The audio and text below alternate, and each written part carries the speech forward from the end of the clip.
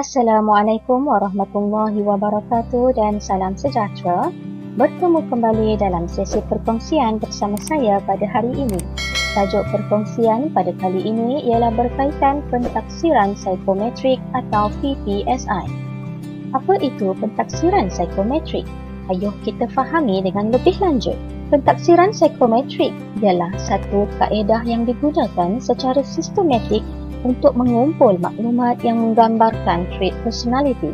Ia mengukur dimensi berkaitan konstruk psikologi seperti aptitude minda, kecenderungan minat dan trait personality. Pencapaian akademik bukanlah satu-satunya aspek penting dalam pembangunan manusia. Pengukuran konstruk-konstruk psikologi seperti ini telah diperkenalkan dalam sistem pendidikan kebangsaan negara dengan tujuan untuk mengukur kebolehan semula jadi dan kebolehan yang diperolehi. Selain itu, ia juga bertujuan untuk mendapatkan data profil personaliti diri murid dengan lebih tepat. Pentaksiran psikometrik juga dijalankan dengan tujuan untuk memahami kekuatan dan potensi diri yang boleh dikembangkan sepanjang hayat selain memahami sikap dan perbezaan individu murid. Ia juga bertujuan untuk menyediakan maklumat tentang personaliti kerjaya murid yang realistik. Hasilnya, pentaksiran psikometrik akan mampu mengembangkan potensi, kecenderungan, minat dan bakat seseorang.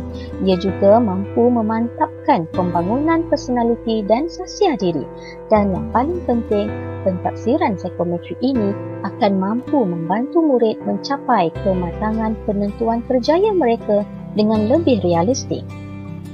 Berikut ialah aliran pelaksanaan psikometrik dalam sistem pendidikan negara. Pentaksiran psikometrik dimulakan pada peringkat sekolah rendah dengan ujian aptitude khusus untuk murid tahun 6 menggunakan instrumen inventori kecerdasan pelbagai. Seterusnya, pentaksiran ini diteruskan ke peringkat sekolah menengah dengan pengukuran personaliti diri murid menggunakan inventori trait personality bagi pelajar tingkatan 1 dan tingkatan 4. Manakala pengukuran tahap minat kerjaya murid diukur melalui inventori minat kerjaya bagi pelajar tingkatan 1 dan 3, manakala bagi pelajar tingkatan 5, inventori kematangan kerjaya digunakan dalam pentaksiran psikometrik. Untuk makluman semua ibu bapa, pentaksiran psikometrik bukanlah pentaksiran berasaskan akademik. Ianya hanyalah untuk mengukur tahap dan potensi serta bakat seseorang murid. Maka pada hari ini, saya hanya akan menerangkan secara khusus tentang inventori kecerdasan pelbagai yang mana ia adalah satu ujian aptitude khusus untuk murid tahun 6. Ujian aptitude ini digunakan untuk meramal kejayaan seseorang. Ia merupakan instrumen untuk melihat ciri-ciri kebolehan individu yang mempunyai hubung kait dengan kebolehan mempelajari sesuatu atau kemahiran. Di peringkat sekolah rendah, inventori kecerdasan pelbagai digunakan. Dengan menggunakan teori kecerdasan pelbagai atau multiple intelligence theory yang dikenalkan oleh Howard Gardner, manusia mempunyai 9 kecerdasan diri yang boleh diperkembangkan sepanjang hayat. Menurut Gardner, kecerdasan ini bukanlah diwarisi, tetapi ianya boleh dipupuk dan dikembangkan.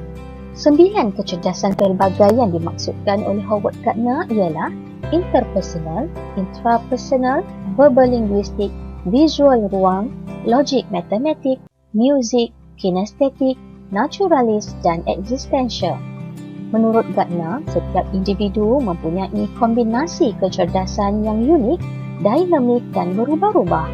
Tiada kecerdasan seseorang lebih baik dari yang lain. Oleh itu, mari kita fahami kesemua 9 kecerdasan pelbagai tersebut.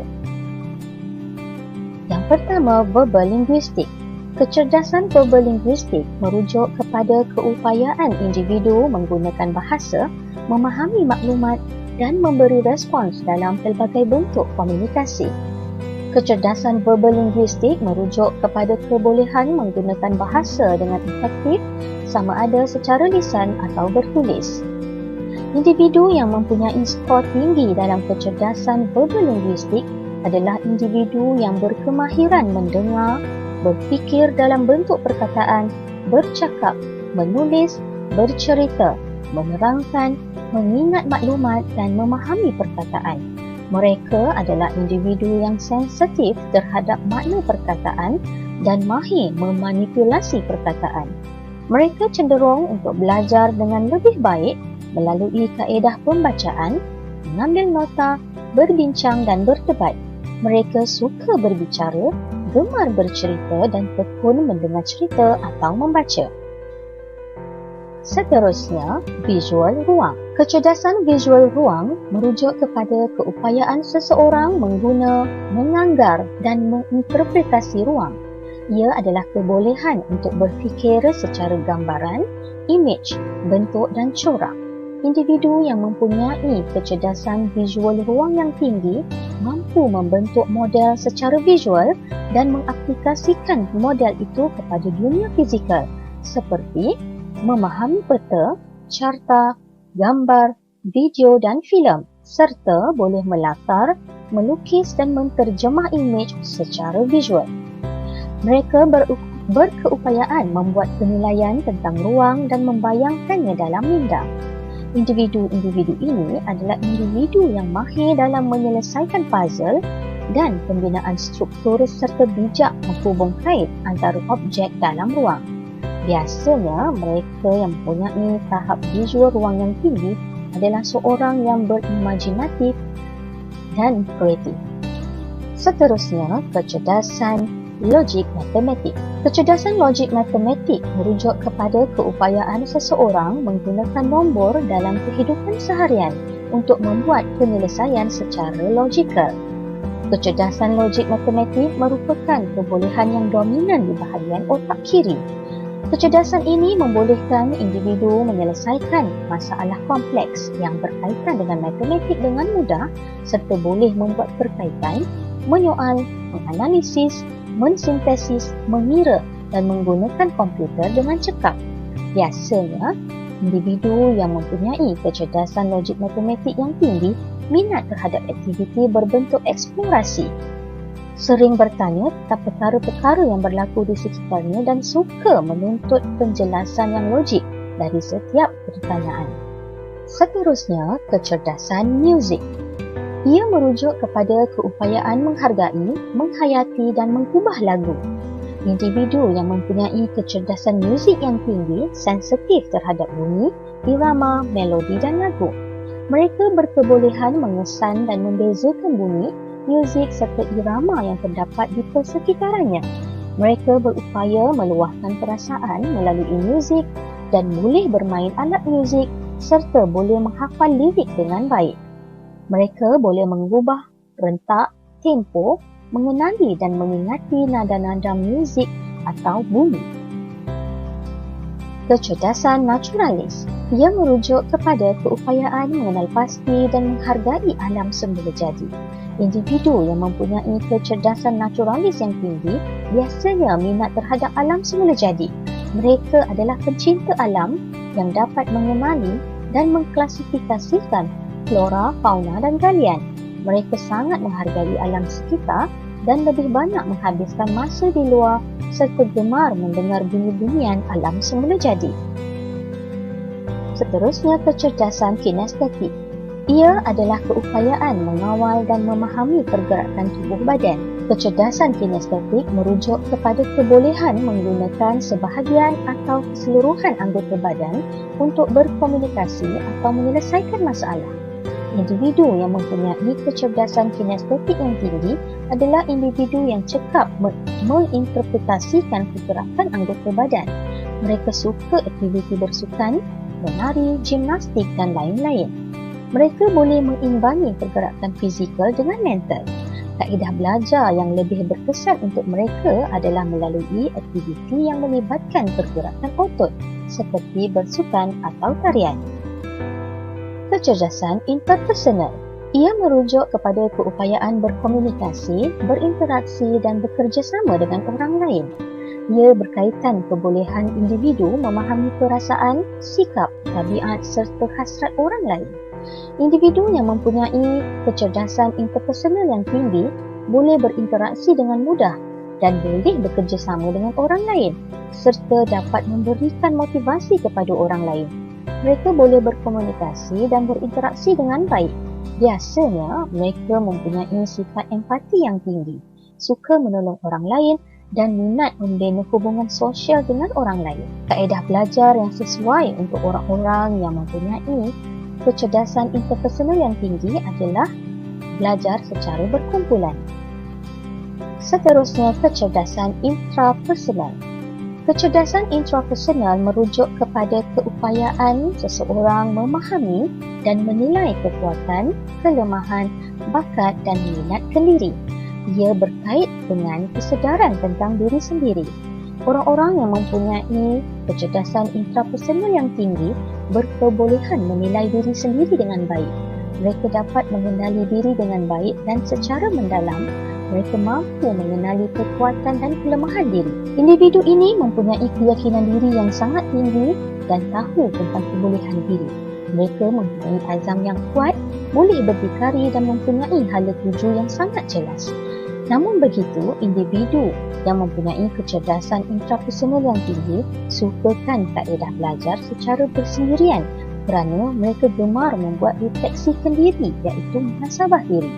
Mereka adalah seorang yang introvert dan suka membuat kerja secara bersendirian. Dan akhir sekali adalah kecerdasan eksistensial. Ia merujuk kepada keupayaan seseorang membincangkan isu-isu kewujudan seperti mencari makna kehidupan. Ia berkait rapat tentang kebolehan memahami erti kewujudan manusia dan alam. Individu yang mempunyai kecerdasan eksistensial yang tinggi memahami makna sesuatu kejadian. Mereka menggunakan daya intuisi yang tinggi dalam memahami realiti kehidupan. Mereka menghargai dan menghayati nilai agama, nilai sejagat dan norma masyarakat dengan baik. Mereka meletakkan nilai ketuhanan dan kemanusiaan yang tinggi dalam sebarang keputusan dalam kehidupan. Individu yang mempunyai kecerdasan eksistensial yang tinggi biasanya suka membaca buku-buku falsafah, bahan-bahan keagamaan dan bahan-bahan tentang nilai-nilai tradisi. Mereka suka mengamati sesuatu kejadian secara mendalam. Kaedah belajar yang berkesan untuk individu yang mempunyai kecerdasan eksistensial yang tinggi adalah melalui kaedah penyoalan, pemerhatian, renungan kendiri dan kaedah perkongsian. Berdasarkan 9 kecerdasan pelbagai tersebut, dapat dirumuskan di sini bahawa kejayaan dan kualiti diri seorang murid bukan hanya terletak pada akademiknya semata-mata. Kualiti diri seorang murid boleh dinilai dengan mengambil kira pelbagai dimensi yang boleh menjadikannya individu yang berilmu dan berkemahiran. Boleh menjadikannya individu yang bersikap dan bertingkah laku terpuji, yang mempunyai nilai-nilai kerohanian yang tinggi, yang mempunyai tahap kesihatan dan kecerdasan yang tinggi, emosi yang stabil serta berkeupayaan berfikir dan boleh hidup bermasyarakat secara harmoni. Maka, hargailah kepelbagaian individu kerana setiap individu itu unik. Semua kecerdasan boleh dilatih dan dipupuk. Menurut Albert Bandura, setiap individu mempunyai keupayaan untuk bertindak secara proaktif, mengawal dan mengurus diri. Jika murid mengetahui potensi diri mereka, maka mereka akan jadi ejen yang aktif dalam perkembangan mereka sendiri. Semoga perkongsian pentaksiran psikometrik ini dapat membantu mewujudkan generasi akan datang insan yang seimbang dari segi jasmani, emosi, rohani dan intelek sejajar dengan aspirasi falsafah pendidikan negara.